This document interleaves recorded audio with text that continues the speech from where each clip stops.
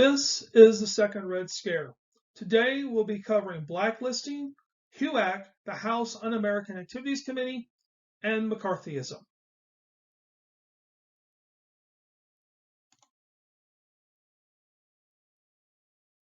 The second Red Scare occurred at the end of World War I and escalated along with the Cold War. During this period, Americans began to look for communists. They looked for them here, they looked for them there, they looked for them everywhere. Underneath a desk, on a park bench, and in government. And in fact, during the Second Red Scare, any foreign government that was not connected to the United States or to any of its allies, such as Great Britain or France, or any government that did not allow United States intervention into their internal affairs, was a government not to be trusted. Famous actors and actresses, such as Arthur Miller, were blackballed by Hollywood under the suspicion of communism. You might remember Arthur Miller if you're familiar with the play The Crucible. Folk singers like Pete Seeger and Burl Ives were blacklisted for they dared to sing songs that did not conform to white standards. Meanwhile, American politicians simply stirred up the scare through witch hunts.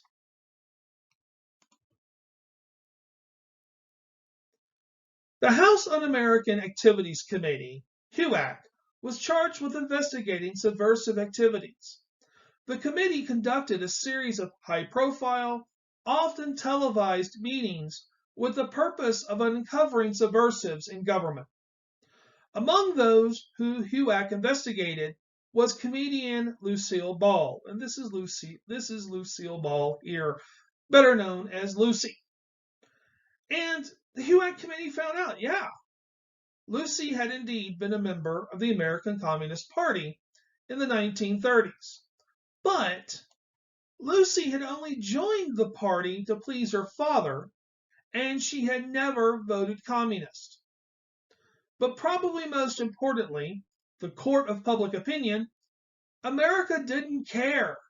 They loved Lucy. And in fact, I Love Lucy was one of the top-rated television programs of the 1950s. And it's one that if you look hard enough, you can find today on something like Nick at Night or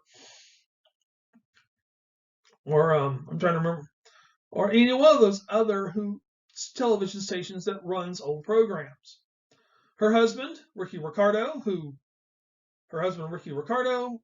better known as Desi Arnaz, said, the only thing I read about Lucy is her hair. But HUAC was not done just even with Lucy.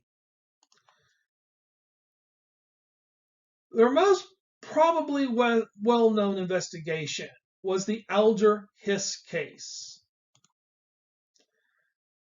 Hiss was the president of the Carnegie Endowment for World Peace, and he was a former State Department official in the FDR administration. Whittaker Chambers, a former Soviet spy, told HUAC that Hiss had given him secret State Department papers in 1938, and then Chambers produced microfilm of the said documents. Hiss sued Chambers for libel, but lost the case, and Hiss was convicted of perjury in 1950. But convinced of Hiss's integrity, President Harry Truman called the charges against Hiss a, quote, red herring, unquote. But that's before Harry learned about the seriousness of the charges. A red herring is something intended to divert attention from the real problem or the matter at hand. A red herring is a misleading clue. And as a nation, the United States has dealt with these red herrings in our recent presidential election. things brought up that are meant to divert attention from the real problems or the matters at hand. You could make the case here that a red herring is a favorite tool of one President Vladimir Putin. The significance of the Alger-Hiss case is that it brought to national prominence this guy, Richard Millhouse Nixon, whom at the time of the case was a congressman from the state of California, but as a member of the HUAC committee, Nixon was brought into the public spotlight. Nixon doggedly pursued the Alger-Hiss case, and he parlayed his role in the case into election to the United States Senate in 1950. And here in this image is Nixon with Chambers microfilm. And we also know that Nixon is not going to be in the Senate for long. In 1952, he will be elected Vice President of the United States. So this is our introduction to Richard Nixon. A lot more about Nixon in upcoming modules.